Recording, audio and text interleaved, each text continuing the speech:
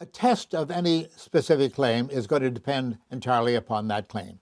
If you say you can speak to dead people, I've got a whole load of questions I would like to ask certain dead people, answers to which I already have.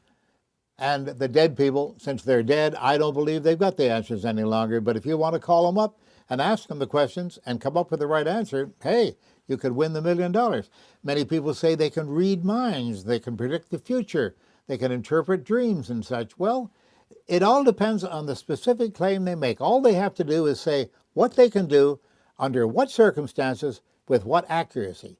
And some people have taken literally years. One fellow, a PhD in California, took 4.5 years to answer those 3 questions. And finally, when we got ready to enter into tests with him of remote viewing, as he called it, and he actually gave courses in this at the university in California, he suddenly changed his email address and his telephone number. We haven't been able to reach him since. Isn't that strange? I guess he doesn't need the $1,000,000. I'd like to say that there has been one particular difficult one, but no, they've all been so easy. They've been so easy because they're so transparent. I've been in this business for a long, long time, and I've seen everything. Recently, I got a nice contract to go to South Korea and do a TV series, which I did there, testing South Korean psychics, so-called. And they told me before I left, they said, oh, Mr. Randi, you've signed the contract now, so I guess we should tell you, we've got psychics in South Korea that you've never seen before.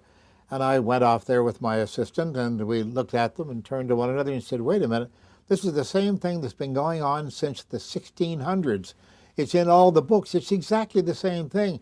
They're serving kimchi at lunch instead of macaroni or whatever, but in any different culture, in any different, the costume is different, the language is different, but the same stunts are being done again and again and again. They haven't invented anything new since the early 1600s.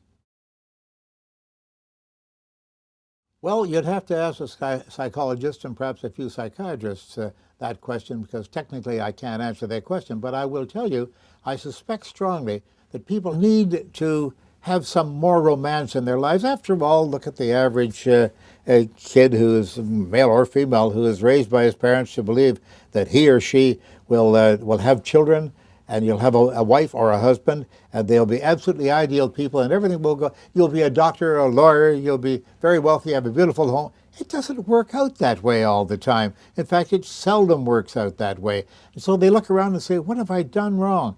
And if somebody runs an ad on television saying, oh, I can solve your problems, I can give you guidance to the future, and I can look into the crystal ball or read the tarot cards or whatever, they may tend to fall for that sort of thing because they say, they wouldn't say that if it weren't true. Oh, yes, they would. And there's a huge profit margin in this. So people do fall for these things very, very easily.